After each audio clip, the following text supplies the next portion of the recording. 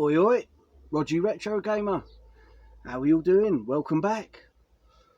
This is a follow-on my history and in gaming and collecting and whatnot. So yeah, here we go. We're looking at early 2000s, very early 2000s. Into the 2000s, I was still blasting on the PS1, having great fun, and spent a lot of time working, earning enough dough to pay the rent, keep the car on the road. My XR3i, oh, she was a beast. My Rosso Red XR3i, absolutely loved it. All skirts and all the gear without being too chavved. She was a beast. Looked lovely. Pain in the arse because needed to be polished and done every weekend. Got me 17s on there, looking fresh.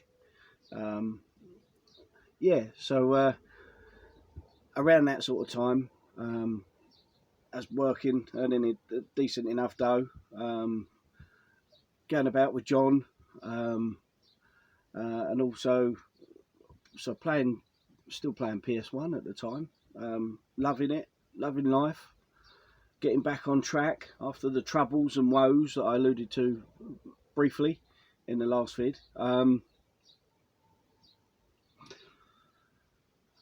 Caught up with an old pal from school, Lee, and we used to just go out. He had an RS Turbo, a black RS Turbo, cracking little motor.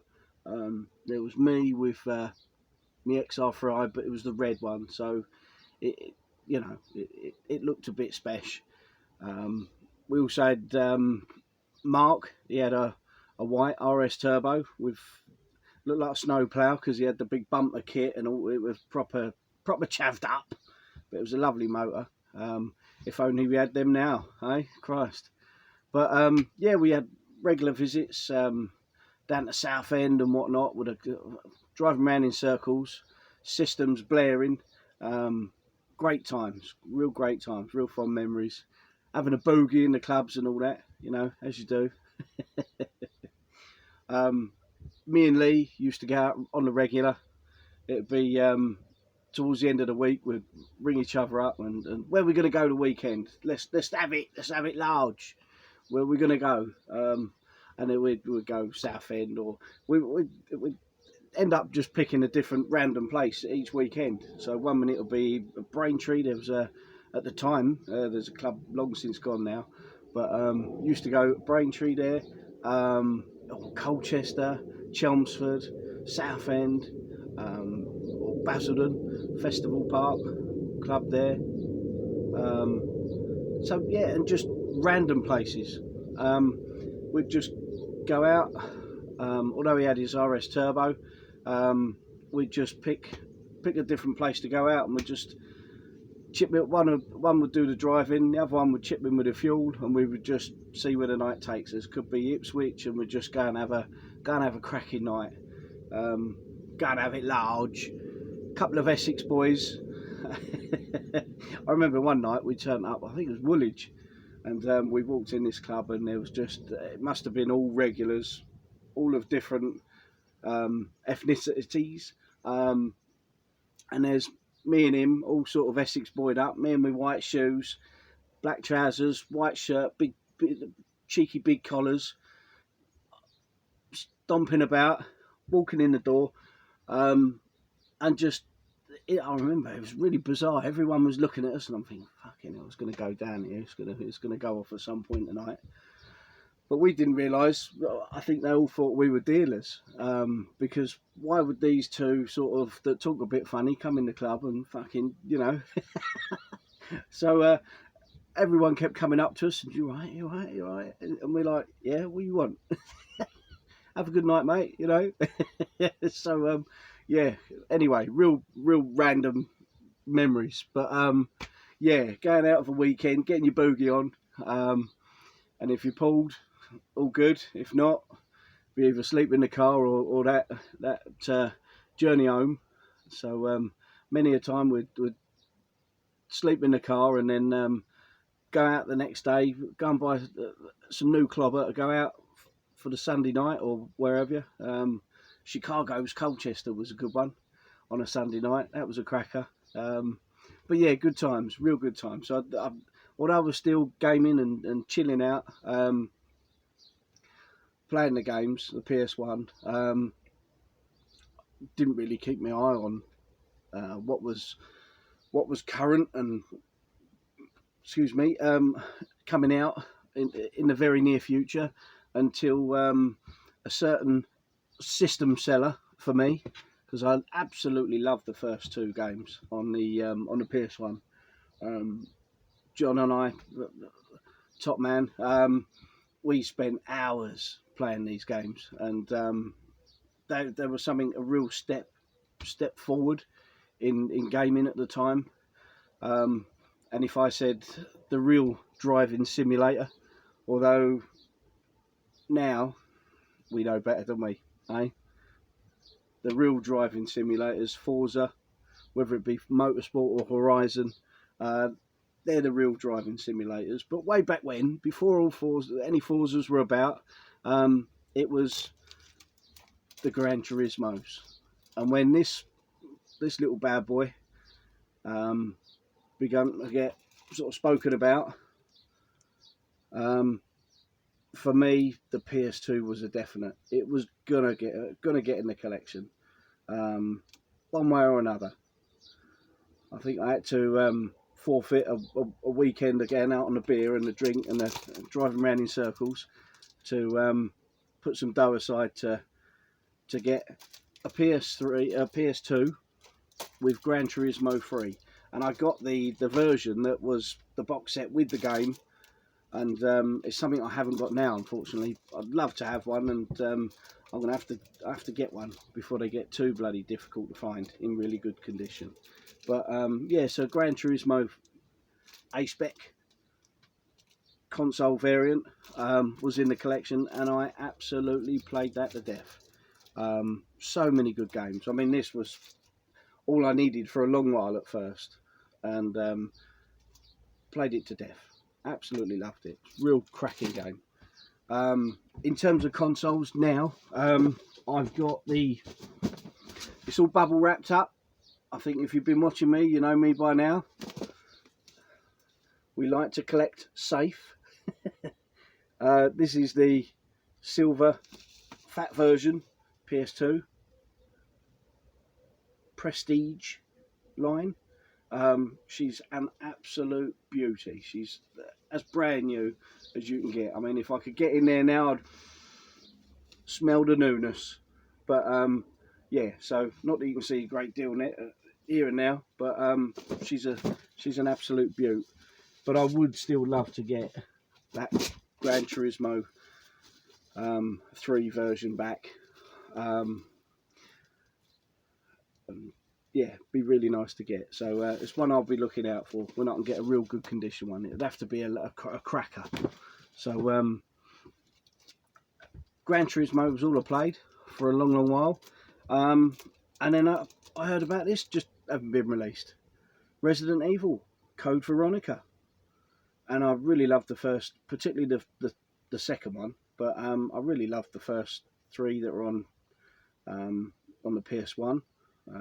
Obviously they brought other sort of games with the names out, Dead Aim and some others, but the core first 1, 2 and 3 were really good, particularly number 2. So this had to be done, and it looked a lot more sort of more of a step up. PS2 graphics, and it had the Devil May Cry that everyone was sort of talking about as a demo on there as well. I remember getting that from Choices. I think it was about 40 odd quid from Choices, which was a poor man's Blockbuster, if you will. But yeah, that was good times. And Lee had this game during the week one night. Went round to his. He had a little pool table set up, as in a proper pool table, but he had a pool table in his bedroom. So went round there, have a few games of pool and a bit of PlayStation, have a discussion on where we're going to go that weekend, and he's put The Getaway on. Wow, what a game! Jolson, you bastard! Have some of that. Absolutely brilliant. So atmospheric and real proper sort of gangster, UK gangster game, and yeah, really good.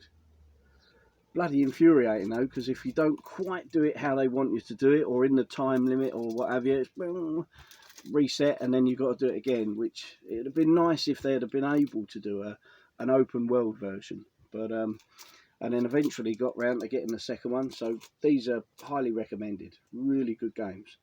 So atmospheric. The driving's pretty good, although a bit sort of, if you like, bit sloppy with the driving. But it's, I mean, they put so much effort into these, and you can tell. And to be honest, if only they could do an up to date new version for the Xbox. It's got to be the Xbox. We love the Xbox, so if only they could do a new version now, I'd be all over it. None of that remaster business. Leave them how they were in their former glory. Don't mess about putting bloody spit and polish on it and then wanting to charge us another 30-40 rubs. A new one be nice, even if it is on PlayStation. Can always get the other half to have it, and I'll play it on her system. So The Getaways, must-haves in my opinion. He also had a Call of Duty, so that was my first experience with Call of Duty. So I've got the box set, the trilogy. There are some others on PS2, but I'm mainly sort of picking this up because it was the first one. Again, it was like, at the time, it was like playing through a movie. It was so good. I mean, whoever thought graphics were going to get any better than the PS2 when it first came out? Another game, Silent Hill 2. Absolute cracker. This is starting to go for a bit of money nowadays. It's about time, in my opinion. It's just brilliant game. Really good. My first sort of introduction to manic, sort of after Doom, manic first-person shooters. Time Splitters, really good once again. And I couldn't be without this. Bit of Murray Walker, and who was it? Martin Brundle, Murray Walker, had to be done. That Formula 1 97. Oh, still warms the cockles now. Playing that, absolute brilliant. So many fond memories. So many hours bloody, not wasted, but so many hours put into it. Absolutely brilliant. The old head's peeling. The old solar panels got a bit too burnt. Head's peeling, bloody arms are peeling. I'm in bits. Half-Life. I heard that this was a really good PC game, so it was out on the PS2, so that was another one I added to the. Weren't really a collection at the time. By this sort of time, I'd got rid of my PS1 console. I still had a few games, but they were sort of your Gran Turismo 1, 2, the main staples, you know, Wipeout, Destruction Derbies, but pretty much everything else I'd got rid of. I wanted to play the up-to-date games for that little bit of time that I played the games for, because I was training during the week, weekends for driving and drinking, not at the same time, but having a boogie. During the week I didn't get much gameplay time, so this was a cracker. Really good. All of these SOCOM games. I never really played, particularly PS2, but I never really played in most consoles online. I think the only time I've played Xbox One online was with the old free pass. Other than that, I don't really play them. There was one console going around with friends, and did put a lot of time in. It was a Call of Duty, playing online, but other than that, I haven't really done it. Maybe I've missed out. SmackDown, really good games as well. In my opinion, the SmackDown games were really good on the PS1, and that was a great follow-on. Now, what a lot of other consoles did well was the atmosphere with platform games, and having some really cracking characters, and eventually PlayStation 2 got these sets of bad boys, Ratchet and Clank and Jak and Daxter. I absolutely love these. I'm sure you've all played them at some point or other, but and we need Jak and Daxter back in our lives. Real funny little duo. Great games. Real collectathons with stonking graphics. I know Ratchet and Clank are coming back for the PS5 at some point, but it'd be nice to see Jak and Daxter. Be even nicer if they put them on the Xbox, but no, never mind. But I'm not bitter. Metal Gear Solid 2. I didn't really play much of number 1 back in the day, I must admit, but I thought I'd give number 2 a go. This is the substance, the plus version, if you like. I've got the standard one as well, but yeah, this was pretty good. I'm not one for too much stealthiness. Like I say, I like to walk about and do my thing, and go in all guns blazing if I need to. And for me, it was a little bit too restrictive, but you can't fault. I mean, the graphics, the music, the atmosphere, everything about it, really good. So yeah, I played a fair old amount of that. It was really good. And then she finally got released, Devil May Cry. I found bloody hard game, and this one is. We got a Roy sticker on there. Oh yeah. I can't bring myself to peel that off. I've just been sorting out the PS2 collection, and for a little while now I've been thinning a lot of games out. I'm more into my Xbox now in terms of collecting, but I don't think I can bring myself to peel the sticker off. So much nostalgia for good old Roy's melodies. Rest in peace, my old mucker. But yeah, Devil May Cry. I find it bloody hard. I don't know about you guys. Really good game. Graphics way over the top, sort of action. But even the latest one, I just find it so bloody hard. You've got to jump up in the air, shoot, and whack your sword, and yeah, there's only so much I can do. I got this back in the day, and it was quite an expensive title and quite hard to find back in the day. Whereas PS2 games were usually, 10 a penny. Get them everywhere. I used to buy games from Roy's. Every visit I'd come out with half a bag full of bloody PS2 games. But this was one I ended up picking up in Blockbusters. I think it was about 35 quid.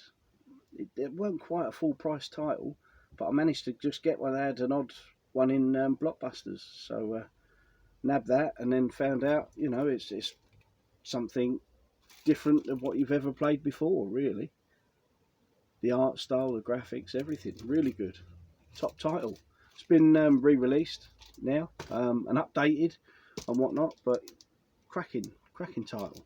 Within no time at all. I paid 35 quid for that back in the day. This is not my original, but I remember that hitting sort of 40, 50 quid, maybe even 60 quid. Towards the end of the life cycle of the PS2, but I think now it's dropped right down. Nice to have though, really good game. This was another cracker. All of the kill zones I found really good. Even the latest one, or the last one that was on PS4, that was really good. Really good game. Not a Halo beater, not by a long shot. Not that I'm a Halo fanboy much, but yeah, it's no Halo, is it? But it's decent enough. decent enough. Any Crash Bandicoot games got to be added to the collection, and the kart racing ones really good, must admit. You know, had Crash 1, 2 and 3 on the PS1, so the follow-ons had to be done. This is a nice little set, 3 games in one pack. Yeah, pretty cool. All separate discs, but yeah, I remember playing these a lot on the PS2. And then we come to the God of War. Brilliant little game, real button basher. And I've got God of War 2 Special Edition and the Standard Edition, which is really nice. You don't often get sort of nice box sets on the PS2, but nice chunkier box.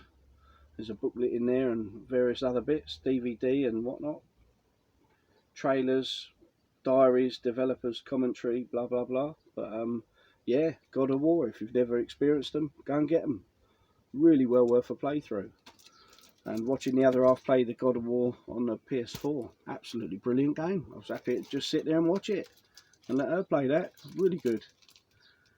We finally got this come out on the PS2. It was originally released on the GameCube, and I was so eager to play it. You know, this is a steel tin version, got the normal version as well, but absolutely stonking game. Res Evil 4. I don't mind the Res Evil, a lot of the newer ones. I still haven't got the latest one, but we'll get it eventually. Now this was brilliant. I'd started to watch the series, and I must have been sort of probably halfway through series 2, and I wasn't sort of straight on 24, the series. I didn't watch them as they were released on TV or anything. It was more of, I got them on box set and then started watching them. But really good, great game.